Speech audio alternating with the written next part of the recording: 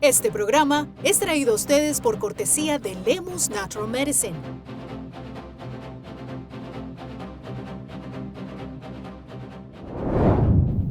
Bienvenidos a un nuevo episodio de La Verdad con Karinés Moncada. Como siempre, los invito a darle like a este episodio, dedito arriba, sí señor, ya mismo, necesito que lo hagan. Eso nos ayuda con el algoritmo para que más personas puedan recibir, por supuesto, esta información. Comenta, comparte y muy importante, suscríbete. Muchas personas ven el episodio, no se lo pierden, pero no se suscriben, así que eso es bien importante para todos nosotros. Bueno, este es tu programa América Primero, Ley y Orden, donde defendemos los valores eternos de Dios, de la familia y por supuesto de esta gran nación. Hoy vamos a explorar los temas políticos más candentes que están fortaleciendo nuestra nación bajo el liderazgo de esta administración, desde la resolución del shutdown, del cierre del gobierno, hasta innovadoras propuestas económicas como las cuentas de ahorro en salud, el debate sobre el filibuster, algo muy hablado en las últimas semanas, la batalla en la Corte Suprema, temas que definitivamente no vas a escuchar en otros lugares. Por cierto, ¿te has enterado que la administración está proponiendo cuentas de $1,000 invertidas en el mercado de valores para cada niño nacido desde enero del 2025 como parte de un plan para acelerar el crecimiento económico al 3.8%? Eso solo lo escuchas acá. Hoy también vamos a hablar qué opina el Partido Republicano sobre los dividendos de aranceles de $2,000 por persona. Algunas personas lo celebran, otros quizás piensan que hay otras vías, pero vamos a analizar cómo estas iniciativas están poniendo primero a las familias americanas, están de alguna manera protegiendo nuestra soberanía y también honrando nuestra fe en Dios y en los principios fundadores de esta gran república. Así que hoy vamos a desglosar estrategias que ponen a América primero. Esto es La Verdad con Karinés Moncada.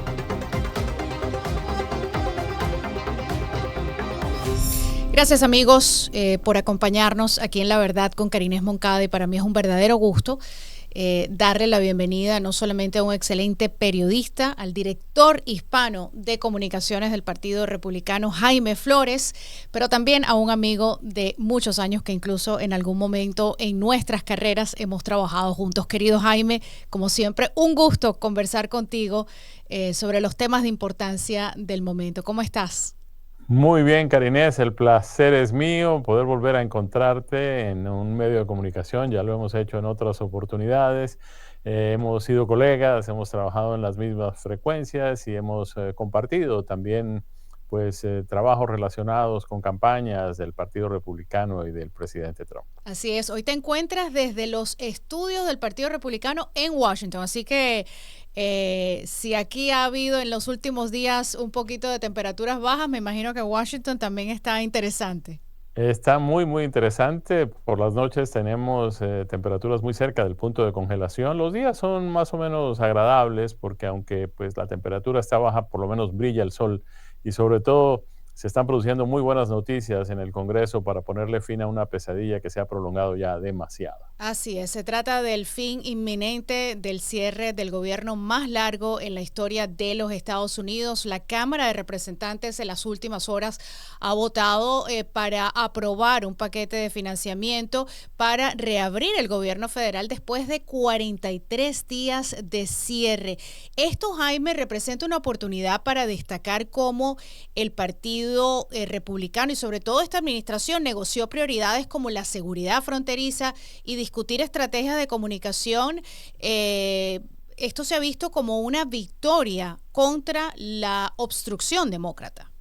Sin duda, Karinés, es una victoria muy significativa del Partido Republicano, del liderazgo republicano y del presidente Trump.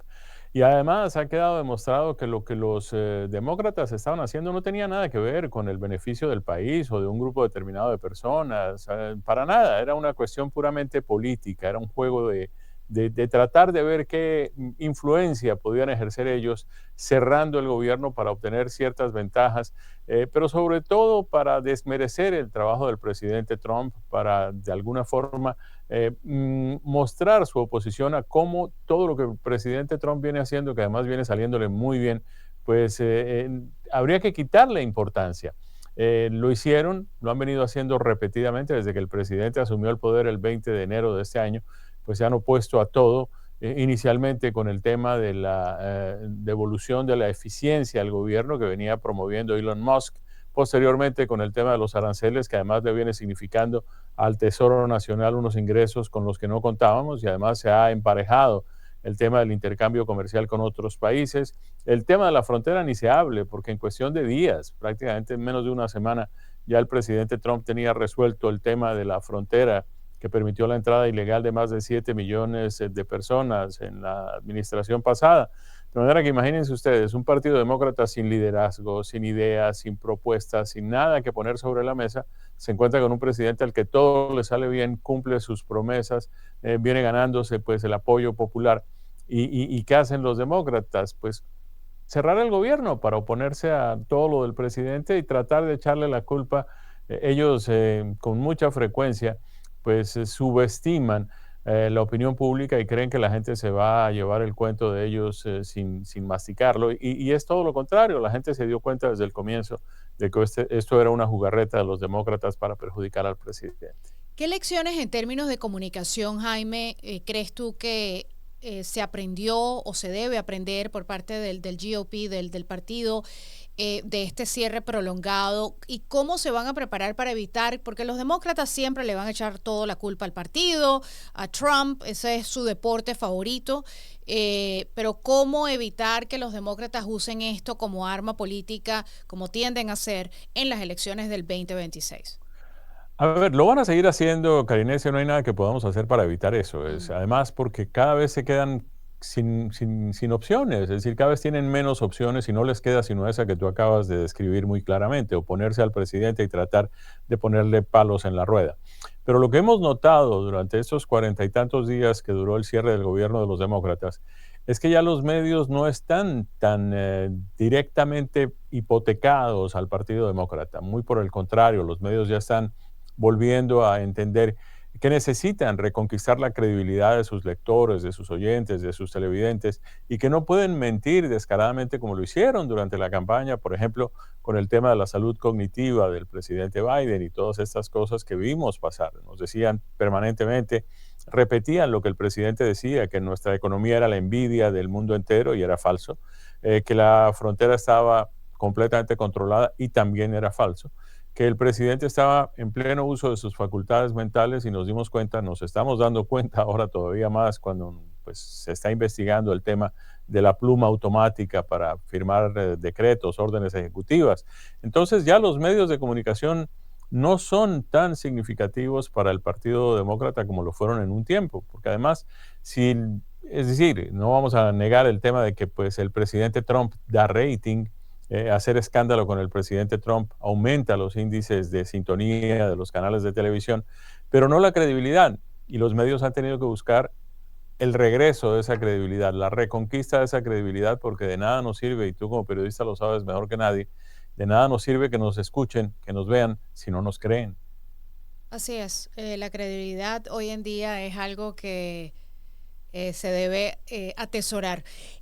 Jaime, hablando de los medios de comunicación, y esto no te lo va a contar un medio del mainstream media, un medio liberal, o quizás no se le va a dar tanto atención, es lo que ha pasado con BBC News.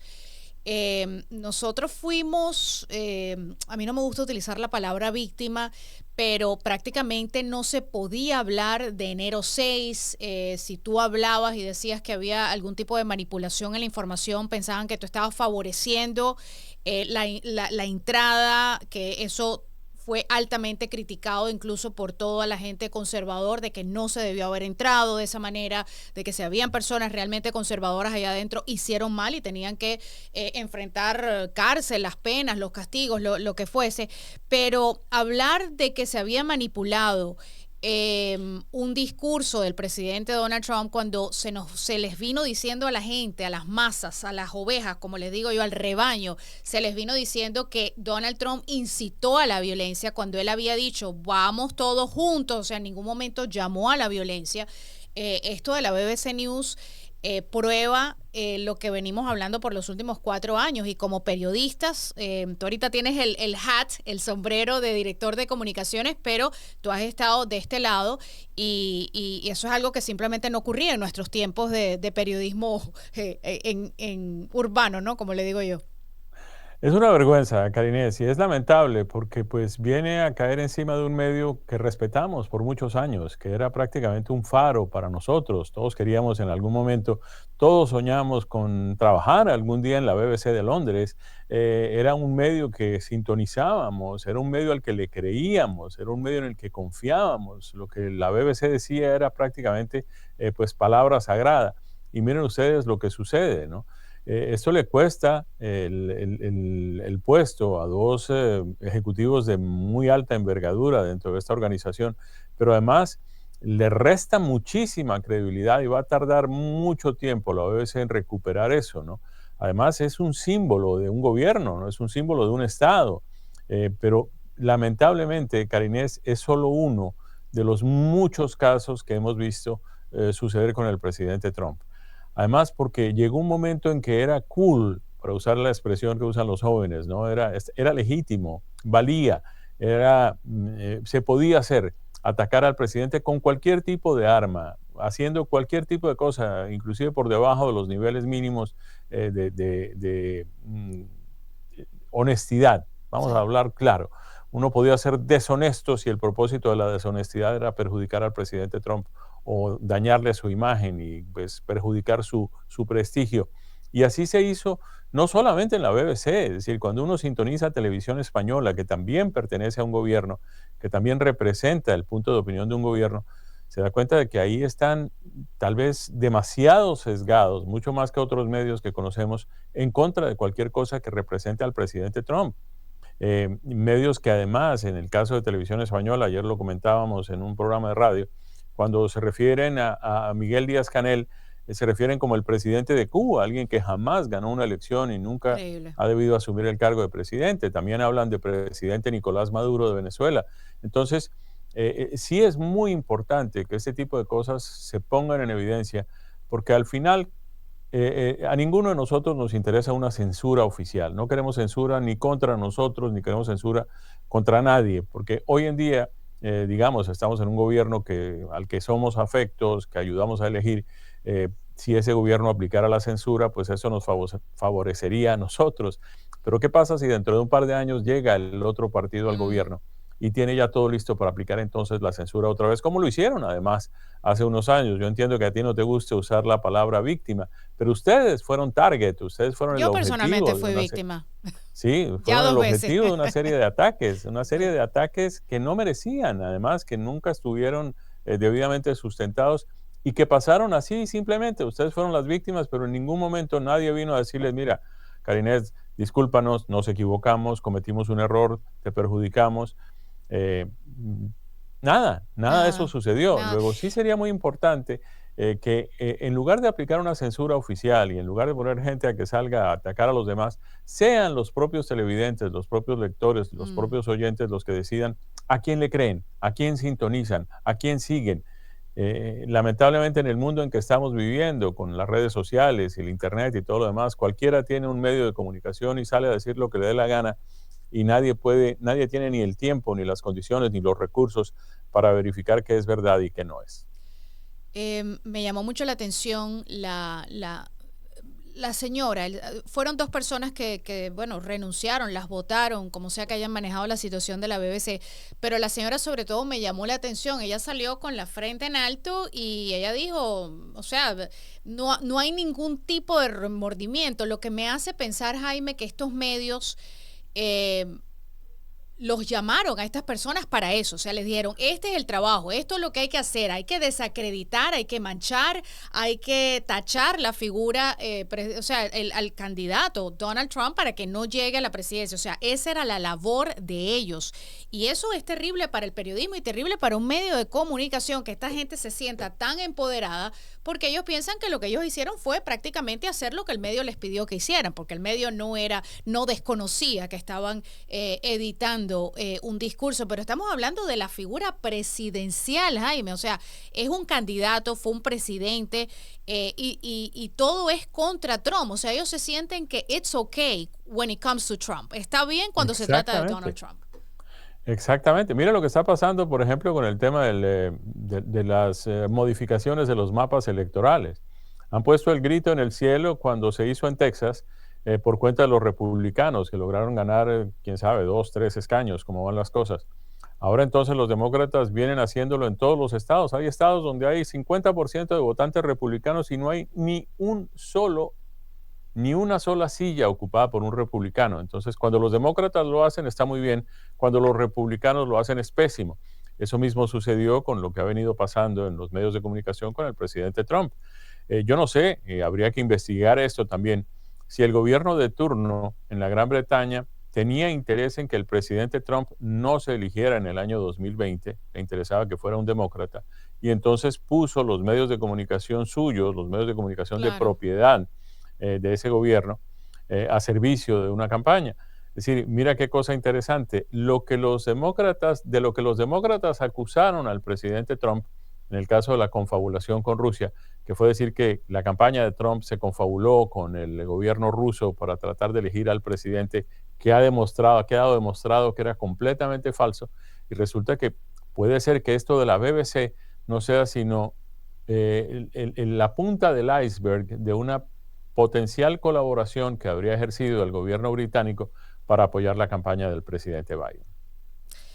Bueno, hablando de otros temas, hay una propuesta del presidente para cuentas de ahorro en salud y empoderamiento del consumidor, Jaime. Y esos son temas que yo veo que los medios tampoco cubren. Y más adelante vamos a hablar también de los $2,000, de que ya se está dando un poco más de información.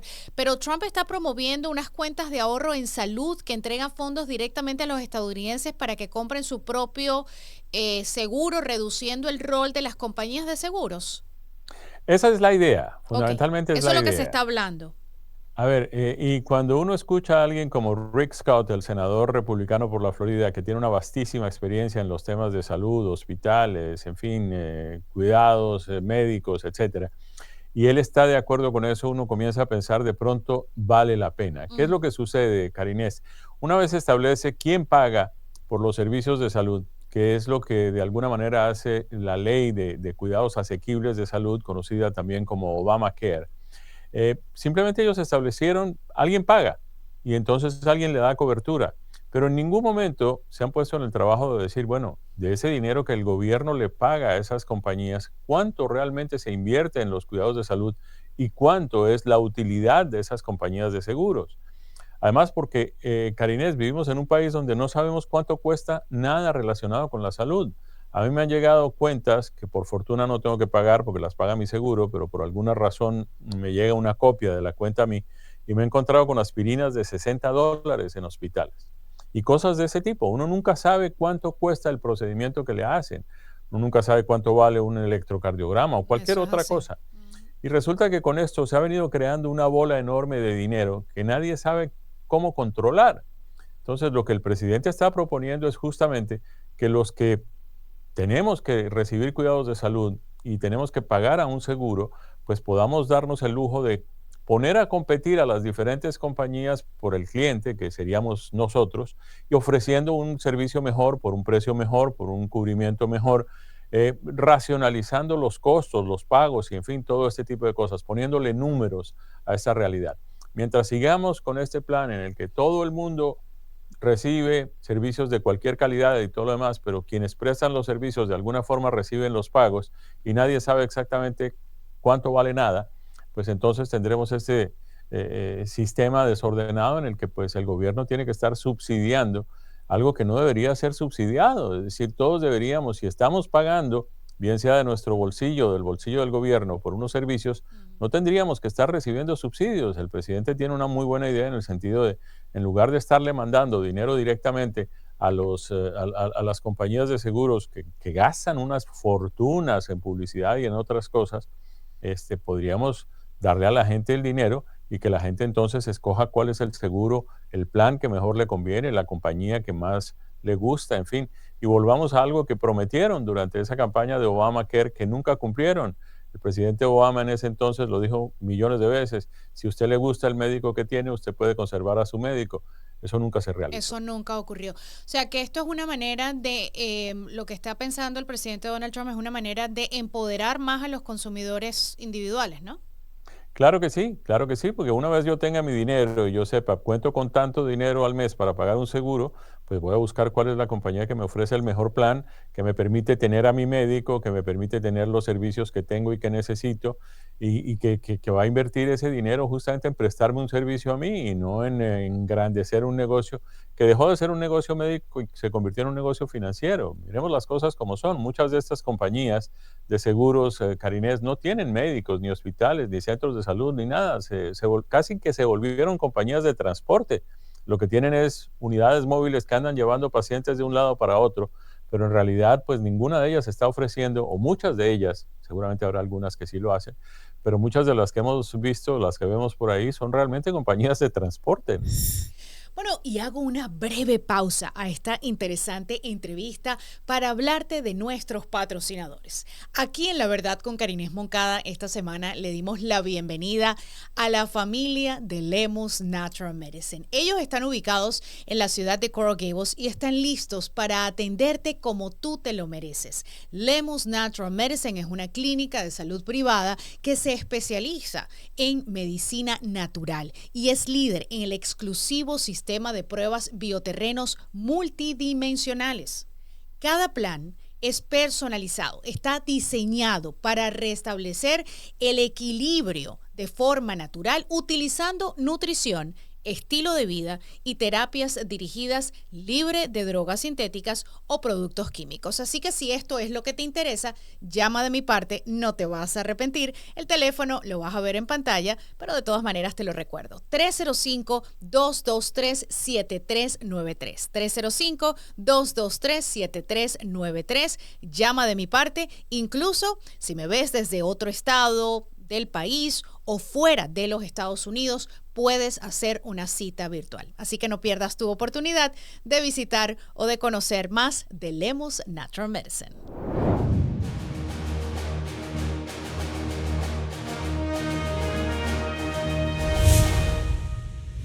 Lemus Natural Medicine, donde la medicina natural es prioridad y la tradicional queda en segundo plano. La verdad, con Karines Moncada nos hemos trasladado a Lemus Natural Medicine. Estoy aquí con mi querido doctor Michael Lemus y estoy en uno de mis lugares favoritos aquí del consultorio. ¿Por qué? Porque aquí literalmente estamos viendo las células en vivo y usted lo puede ver. Usted va a ver su cuerpo adentro, cómo están esas células. Están saludables, están respirando, tienen oxigenación y todo eso está relacionado, doctor, con el cansancio, la fatiga, el estrés. El estrés afecta a las células y aquí lo pueden ver en vivo, doctor, con una gotita de sangre. Cierto, aquí por ejemplo, este ejemplo que se está poniendo, pues está falta de oxígeno. Estos en conjunto son las causas de la fatiga. Lo que hay que arreglar es esto, no ponerle B12 ni tomar no sé qué cosa.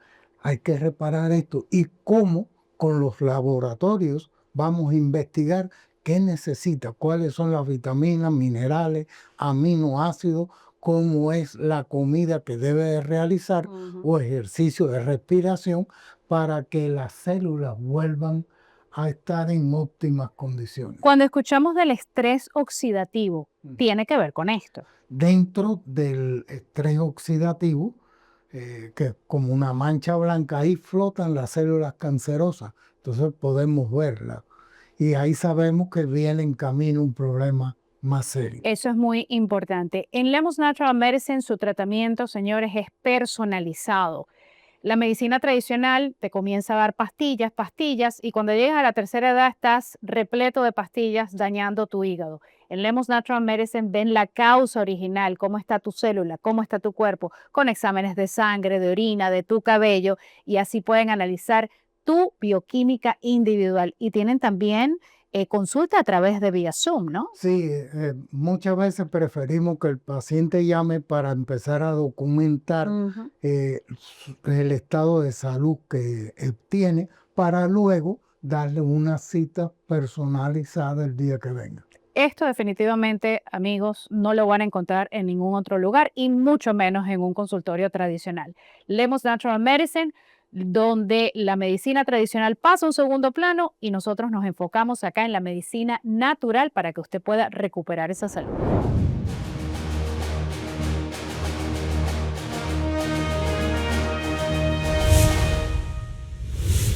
¿Cuáles crees que van a ser los desafíos, Jaime? Hablando ya en términos de lo que hay que hacer una vez que esto ocurra, ¿no? Pero ¿cuáles serían los desafíos legislativos para implementar esto y cómo el GOP, el partido, puede usar el control del Congreso para superarlos? Pues primero va a haber mucho lobby, ¿no? Va a haber mucho cabildero, pues defendiendo los intereses de las compañías de seguros que gastan fortunas justamente en eso, en publicidad y en otras cosas. Bien. De manera que ahí va a haber dificultades. Pero además, lo importante es que la gente entienda cuáles son los beneficios para las personas y pues presionen por su lado también a los legisladores para que cuando una propuesta de estas, que seguramente habrá que estructurar mucho mejor, pero como todo lo del presidente, el presidente pone ideas sobre la mesa y todos terminamos de alguna forma poniendo nuestro aporte para sacar esto adelante. Eso es básicamente lo que sucedió con los aranceles, es de alguna forma lo que ha venido sucediendo con ciertas cuestiones internacionales. El presidente propone, escucha, se discuten los asuntos y cuando llega el momento, pues o bien se emite una orden ejecutiva si la ley lo permite o entonces se lleva el proceso al Congreso como se llevó. Miren ustedes, hace mucho tiempo que no veíamos una ley tan completa, tan comprensiva, para utilizar la expresión americana, como el proyecto de ley único, grande y hermoso del presidente, que incluyó una cantidad de cosas y que fundamentalmente rebajó en gran cantidad los impuestos. Los demócratas dicen que sí, que le bajaron los impuestos, pero a los ricos. Yo no conozco ningún rico, no conozco ninguno, no sé si tú, pero yo no conozco ningún rico que gane propinas y que trabaje horas extras. No, yo tampoco. Los republicanos están discutiendo, Jaime, bueno, ha sido en parte impulsado por el presidente Donald Trump en terminar el filibuster, ¿no? El filibuster para aprobar rápidamente reformas como recortes fiscales y controles migratorios. ¿Cuáles serían los riesgos y beneficios? Porque, por ejemplo, he conversado con congresistas republicanos que me dicen no estoy de acuerdo porque de llegar un gobierno demócrata sabemos lo que va a pasar, pero si nosotros ahora comenzamos, por ejemplo, tenemos una cantidad de órdenes ejecutivas que de seguro llega un demócrata y va a revertir toda la era, la golden era, la época de oro de Donald Trump. Entonces, ¿cuál es la posición del GOP sobre el tema del filibuster? Bueno, la primera es, para evitar esto que tú estás reseñando, lo que tenemos que hacer es ganar las elecciones y ganarlas recurrentemente y ganarlas con argumentos, no ganarlas con trampa ni ganarlas con legalizando a extranjeros, importando votantes, como han querido hacer los demócratas a lo largo de estos años recientes.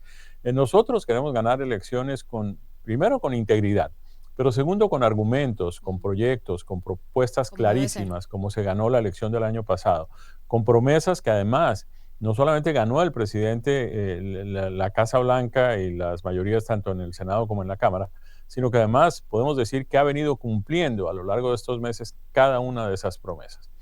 Que los demócratas van a querer hacer, pues aprovechar cualquier mayoría que tengan para sacar adelante sus cosas, con toda seguridad lo van a hacer. Recordemos que en la administración Biden intentaron, algo que a la mayoría de los republicanos nos parece un exabrupto, incrementar el número de magistrados en la Corte Suprema de Justicia. Querían como 15, ¿no? Si no me Querían como 15 para poder tenerlos de ellos de bolsillo, de manera que pues todo lo que llegara a la Corte Suprema se manejara a gusto de ellos. Entonces, a mí no me preocupa mucho que los demócratas, quieran aprovechar que nosotros acabemos con el filibusterismo para hacerlo ellos. Ellos lo van a hacer cuando tengan la oportunidad. Ellos no van a tener ningún tipo de recato. Ellos no van a actuar de la misma manera que actúa el lado conservador. De ninguna manera. En cambio, nosotros creemos y van a venir con furia, de eso no nos cabe la menor duda. Y con ánimo de venganza. Sí. No te olvides que cada vez que los demócratas acusan a los republicanos de estar haciendo algo, es justamente eso lo que ellos están haciendo. Entonces, pues yo no le tendría mucho miedo a eso. Me parece que sí tenemos que aprovechar, porque además, Karine, tenemos que aprovechar esas mayorías porque fue para eso que la gente eligió los candidatos. Es que eso es mucho, esa es lo que la gente me comenta, ¿de qué nos sirve la mayoría si no la podemos utilizar, Jaime? Así es, y tenemos que hacerlo. Y mira lo que sucedió durante la primera administración del presidente Trump, que debería servirnos de lección. Por eso de que no vamos a ser tan radicales y no vamos a llenar esto solamente de republicanos y vamos a darle la oportunidad a esta gente.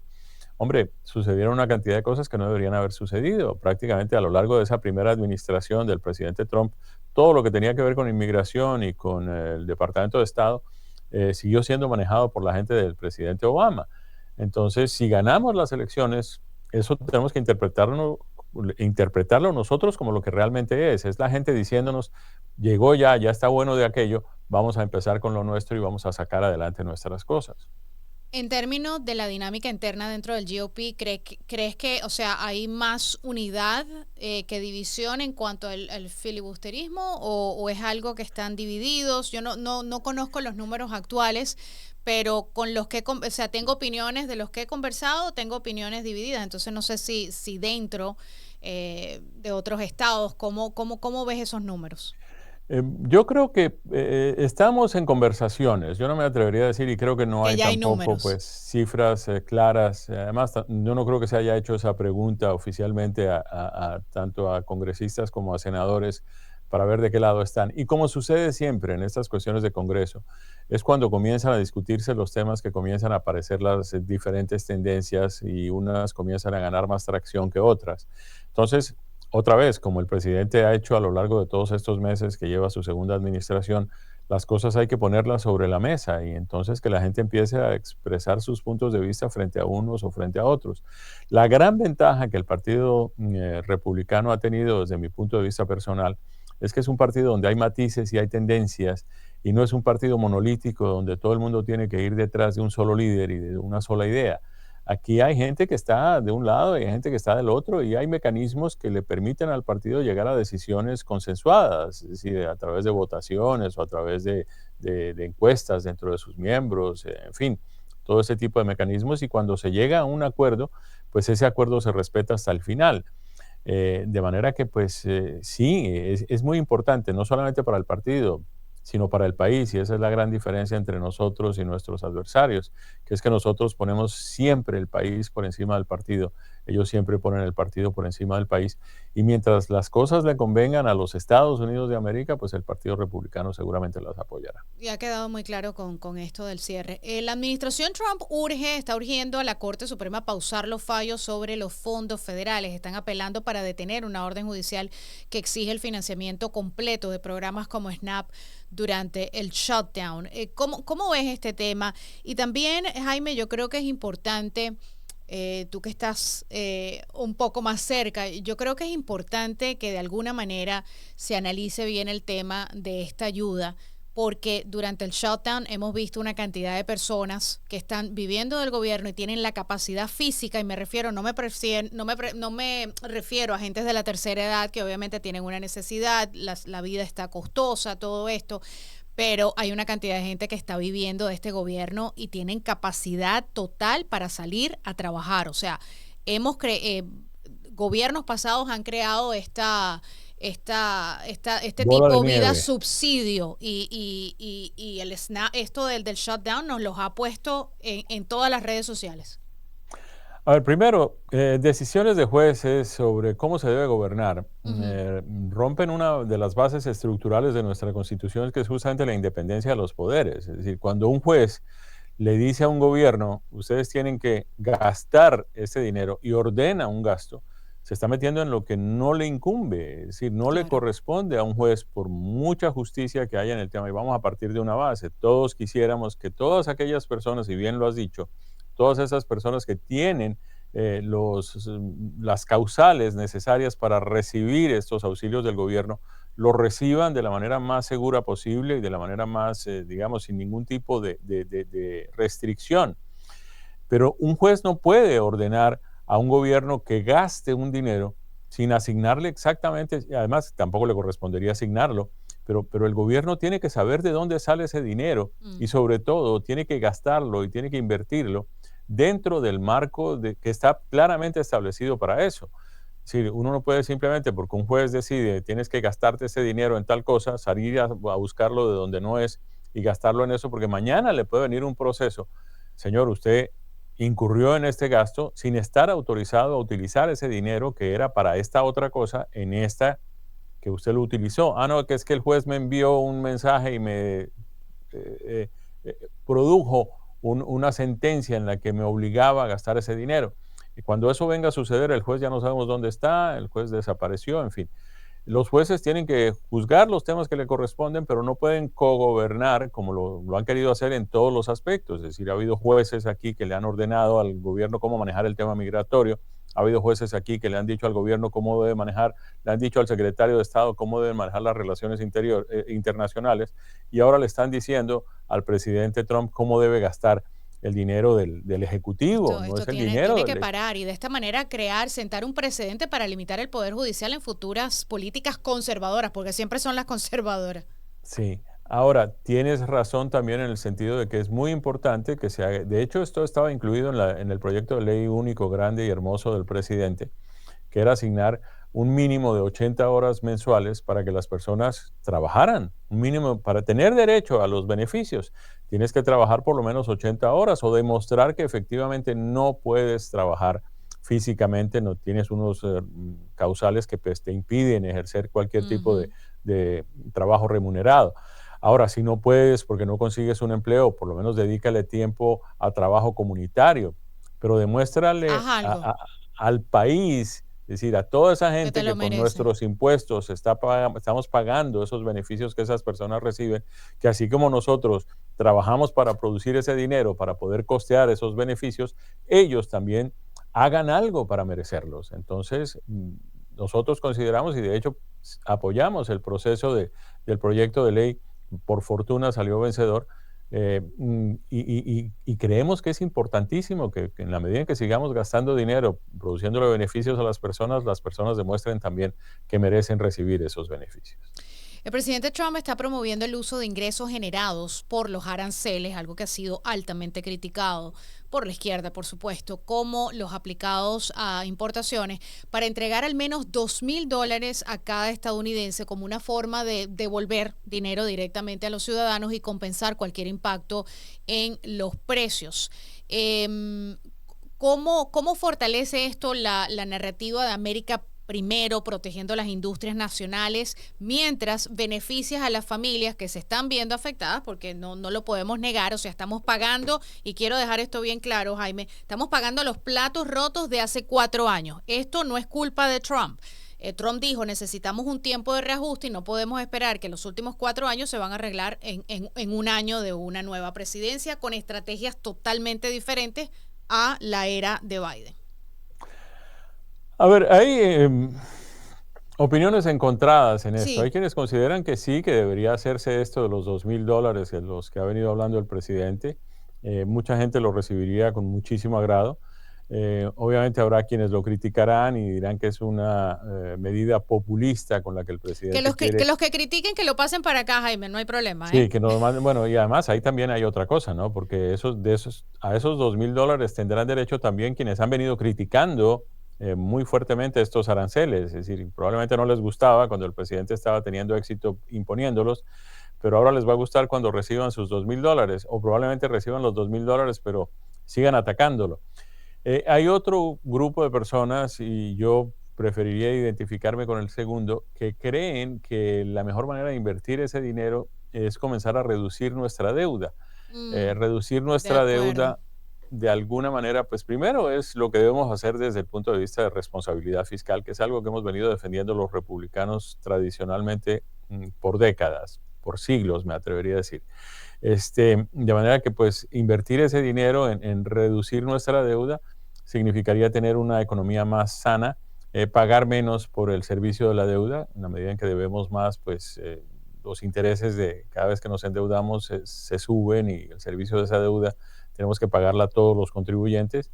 Y tendríamos además, con una deuda más saneada, la posibilidad de invertir más en las causas que nos son importantes, en infraestructura, en cuestiones de tipo social también, dentro de un marco de responsabilidad. Aquí no se trata de regalarle nada a nadie, se trata de que la inversión pública tenga también, como sucede en el caso de la inversión privada, un retorno significativo. Entonces, pues que podamos contar con ese dinero en nuestro tesoro nacional para todo este tipo de cosas. Pero de todas formas, ahí hay una fórmula que también se ha venido planteando, que es aquellas personas más necesitadas, darle sus $2,000 y el dinero que sobre, pues invertirlo en reducir el déficit fiscal y el tamaño de la deuda. El presidente o el gobierno ha hablado de otras maneras que dentro de estos, bueno, ya son 3 años, increíble cómo pasa el tiempo, de estos 3 años restantes se pueda inyectar algún tipo de dinero a esta deuda, porque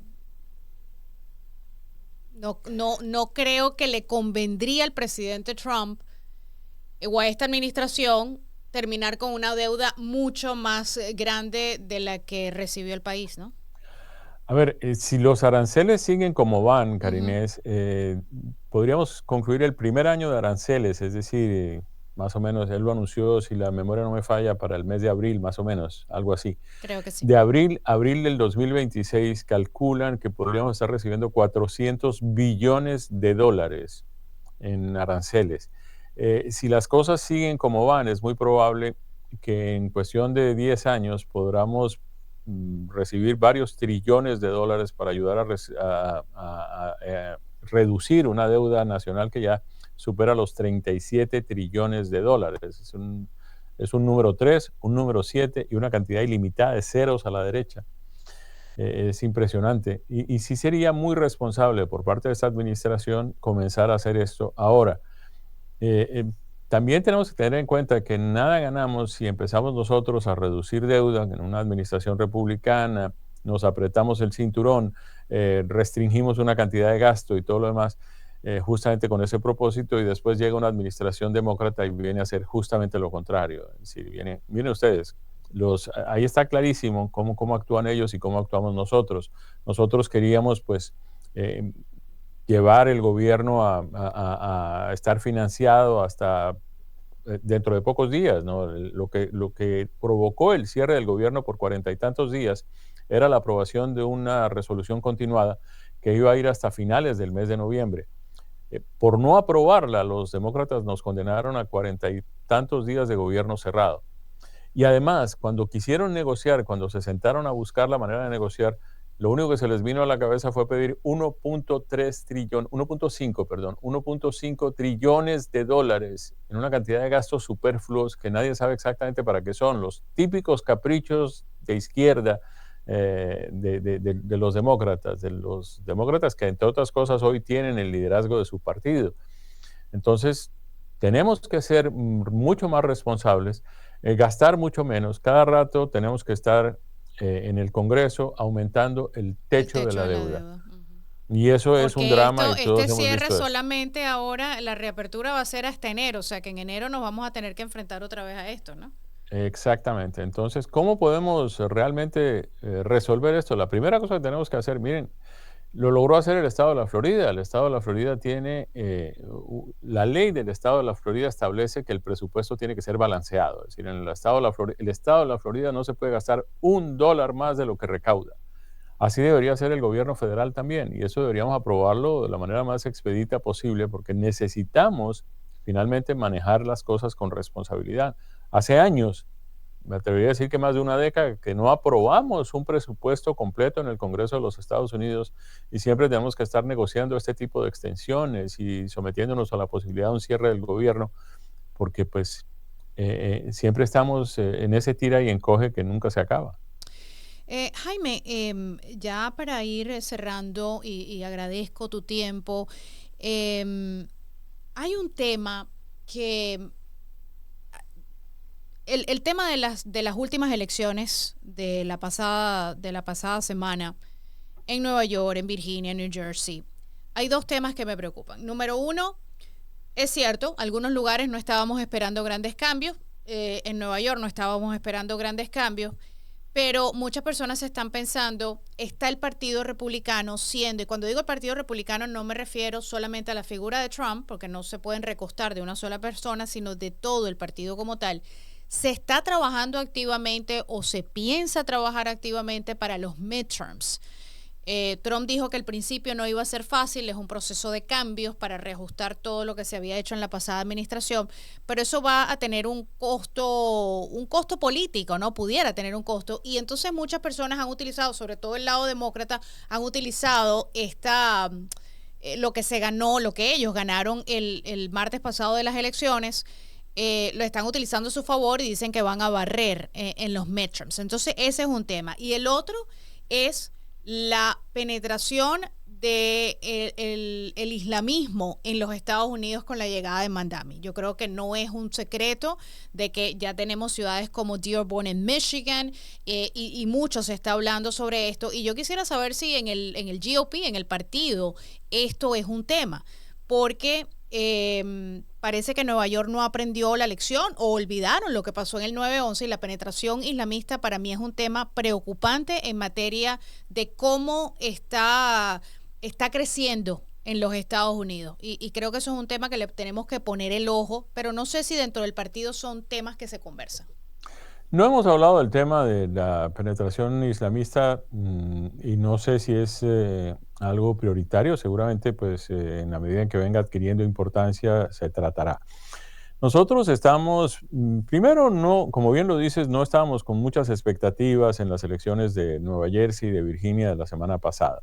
No teníamos prácticamente nada en juego allí. Sabíamos que, pues, son estados predominantemente azules, donde ellos prácticamente iban a escoger los candidatos que le conviniera directamente a su partido. No estamos muy satisfechos, y en el caso personal mío tampoco me gustó mucho una fluctuación no muy significativa, pero fluctuación de todas formas en contra nuestra en el voto de los hispanos en algunos condados del estado de Nueva Jersey, en lo que seguramente tendremos que trabajar. Pero hay algo que tenemos que tener en cuenta que es clarísimo. Es decir, cuando un partido gana las elecciones presidenciales y además obtiene la mayoría en la Cámara y en el Senado, es natural que en las elecciones de medio término inmediatamente posteriores, pues ese partido pierda algunos escaños en ambas cámaras. A nosotros nos dio la suerte, la ventaja de que esas elecciones de medio término, que son 2 años después de las presidenciales, en este caso, las de Virginia y New Jersey adquirieron tanta importancia y ellos usaron tanto el resultado de estas elecciones que prácticamente nos adelantaron las elecciones de medio término. Es decir, lo que íbamos a perder en las elecciones del medio término, digamos, ya lo perdimos en estas elecciones de Virginia y de Nueva Jersey.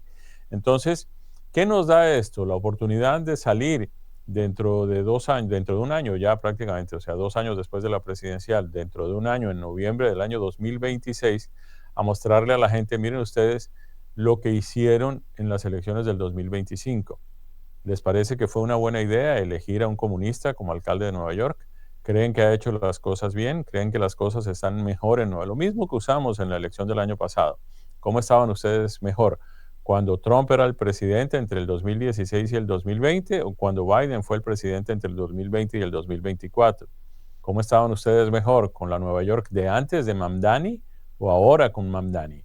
¿Cómo estaban ustedes mejor cuando el Partido Demócrata estaba manejado por unos intereses más o menos convencionales, con los que todos podíamos de alguna forma no estar de acuerdo, pero sabíamos convivir, o con un Partido Demócrata que se ha entregado completamente al ala más extremista de la izquierda, es decir, a los intereses que tú mencionas, islámicos, a todo ese tipo de cosas que ya han fracasado en el resto del mundo? Es que yo lo que no me explico, Karinés, es cómo la gente vota por lo que ya fracasó en otras partes, a pesar de que conocen ese fracaso. Es decir, que a esta altura de las cosas vengan en el siglo XXI a vendernos la idea de que un gobierno comunista en una ciudad como Nueva York, que es la meca del capitalismo, puede funcionar, es completamente absurdo. Además, que no veamos lo que está sucediendo. El presidente lo evidenció en el discurso de la Asamblea General de las Naciones Unidas, cuando habló de los errores que están cometiendo ciertos países europeos que están permitiendo una inmigración desmedida, que de alguna manera esto ya no es inmigración, esto ya es, como el presidente lo ha dicho en otras ocasiones, esto es una invasión. La ignorancia es grosera, mi querido Jaime. Yo lo que temo es que tú y yo lo sabemos por nuestra Latinoamérica, que cuando el comunismo entra raras veces sale. Y no sale amablemente o con elecciones, usualmente sale con la violencia. Entonces, no sé, yo creo que Nueva York le ha abierto la puerta al enemigo supremo. Y a mí lo que me preocupa viviendo nosotros en el Free State of Florida es que la gente que no esté contenta, se está hablando de un movimiento de personas al sur de la Florida que sigan votando azul, porque ese es el tema. Si votaran diferente, tú dices, bueno, pero no estoy segura que vengan aquí a votar por un modelo conservador cuando toda su vida llevaron a Nueva York a lo que es hoy en día. Sí. Pues, Karines, hay que trabajar, ese es el resumen. Sí, tenemos que seguir adelante. Gracias, Jaime, por tu tiempo, te agradezco muchísimo, haces un excelente trabajo, siempre lo digo, el Partido Republicano tiene al mejor en materia del trabajo que realizas tú. Te he visto trabajando en campañas para diversos políticos y haces una labor extraordinaria, además que eres un excelente periodista. Así que gracias por tu tiempo y por tu espacio. Gracias a ti por la oportunidad, Karines. Un saludo a toda tu audiencia. Este programa es traído a ustedes por cortesía de Lemus Natural Medicine.